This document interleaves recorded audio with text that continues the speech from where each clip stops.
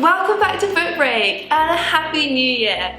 I'm here today with Laura Thomas, author of this fabulous book, Just Eat It, which promises to finally help us get our shit together around food. I love that tagline so much. So good. So we're going to talk about books for people who, like me, hate New Year's resolutions. Because I don't want to be a new me this new year. What was wrong with the old me? So instead of changing ourselves, we decided to treat ourselves. One of my favourite treats is to come and get my nails done. So we're here now at House Cats in Fulham, and this is the most luxurious nail salon I've ever been into. We even have a glass of Prosecco to celebrate. Cheers! Happy New Year! What colour are you getting? I'm getting this shimmery, sparkly gold number. I've gone for a festive red as well. So we're going to talk about 5 books for people who hate New Year's resolutions, starting of course with Laura's book. So what is Just Eat It all about? You know that voice in your head that bargains and negotiates with you about what to eat, when to eat, how much to eat, if a food is good or bad, and if you have to make up for eating by going for a run, that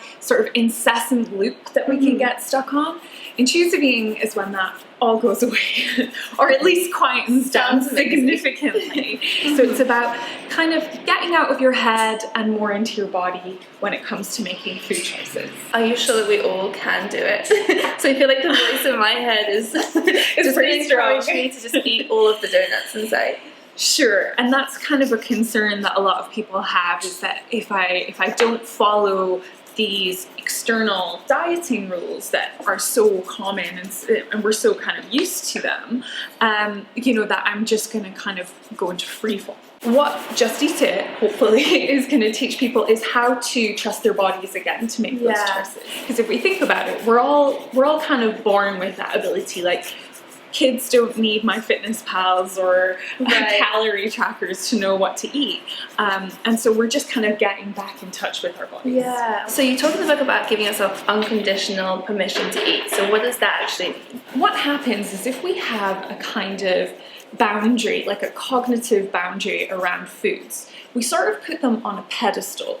And that creates kind of a forbidden fruit effect. Mm-hmm. So when we talk about unconditional permission to eat, we're talking about bringing that food down off of the pedestal. Because it kind of puts this moral idea of it's like bad food, that you're being naughty, and then you feel like you want to be naughty. It's like, why can't I? And then what can happen is you create this sort of backlash effect, whereby you do come into contact with a cookie, and instead of having 1 cookie, you eat 10. Yes. And that's also not good. Very relatable. And one of the other sections that I really liked, because I also related to it so much, is we know the things that we're not supposed to say to ourselves. We know that we're not being kind to ourselves when we say, like, you're already gross for eating that donut.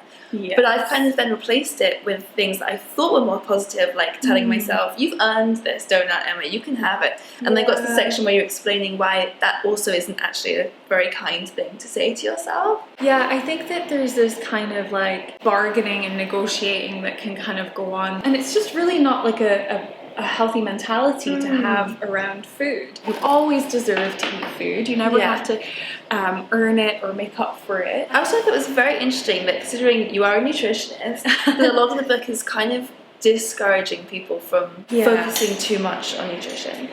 Yeah, so a lot of the people that I work with will know a lot or think that they know a lot about nutrition, but it's this sort of slightly warped understanding, this kind of contrived understanding of what nutrition is. So really what I'm trying to do in the process of the book and in any intuitive eating intervention is that we're trying to deconstruct that black and white diet mentality and then really teach people how to get in touch with sensations of hunger, sensations of fullness, which is a little trickier than people kind of imagine. It's amazing how hard it is. You think it's like a basic sense that I've been practicing over the last week, and I keep being like, am I hungry or am I bored? We are now getting hand massages, which is delightful. It's so good. So what advice would you give to people who, because it's very tempting to do because it's so ingrained in us, who would read the blurb for this and think, that's fantastic, I'm going to use intuitive eating to lose weight, which is against the whole point. So what advice would you give for people to let go of that obsession? Yeah, so the whole point in intuitive eating is to let go of dieting, because we all have our kind of genetically determined blueprint for what our healthy weight should be. And that's not necessarily related to a number on the scales or a clothes size. It's kind of more based on a set of behaviors where you're not in that rigid, restrictive, all or nothing kind of mentality towards food. You know, maybe you don't love every patch of cellulite or every belly roll, but you still treat your body with respect and you still look after it and care for it. Oh, well, it's brilliant. I think it's such a great book. We all need it so much. I'm really glad that you like it. I love it. Yeah, I feel like it's so much when I was reading, I was just kind of nodding, being like, that is how I feel. I do that. I should stop doing that. So this is my first definite recommendation for people who want to love themselves this new year instead of trying to punish change everything about themselves. Yeah. And we also got some other recommendations. So do you want to start with what you've got? Yeah, so these are a couple of resources that I use with my clients when they're going through the intuitive eating process that are kind of like an adjunct to intuitive eating itself.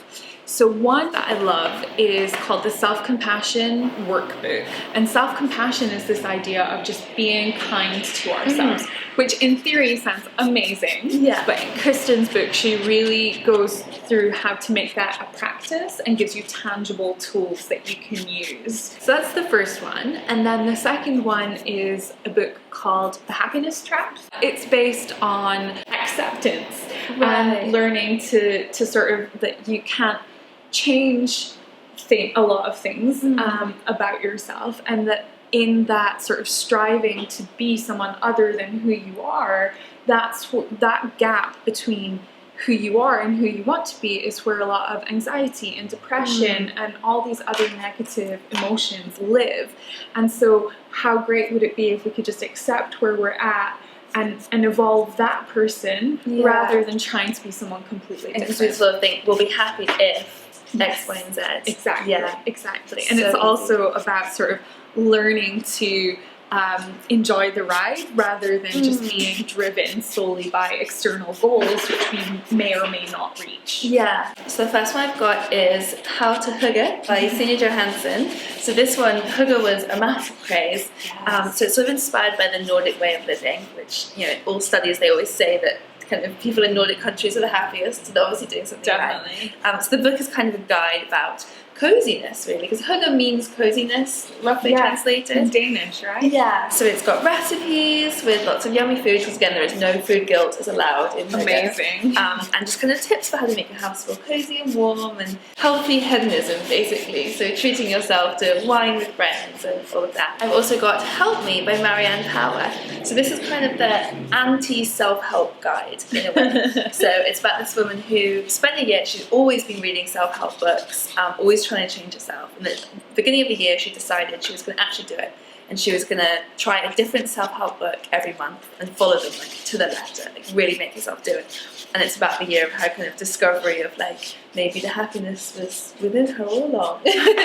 So sort of, again, about not... Sounds awesome. Yeah, trying not to having to follow these rules to change yourself, because actually you're a great person. You're right. Yes, you are. So we're all done. Got lovely festive nails now. So sparkly, so fun. And do subscribe to this channel because we post new videos every Thursday, and next week I've got some delicious vegan recipes coming up so you can continue treating yourself kindly. And do give this video a thumbs up and leave a comment below if you've got any questions for Laura about the book. We can definitely pass them on. I definitely recommend going and buying this one, and it's just changing your whole life around food, really. So we'll see you next time. Bye.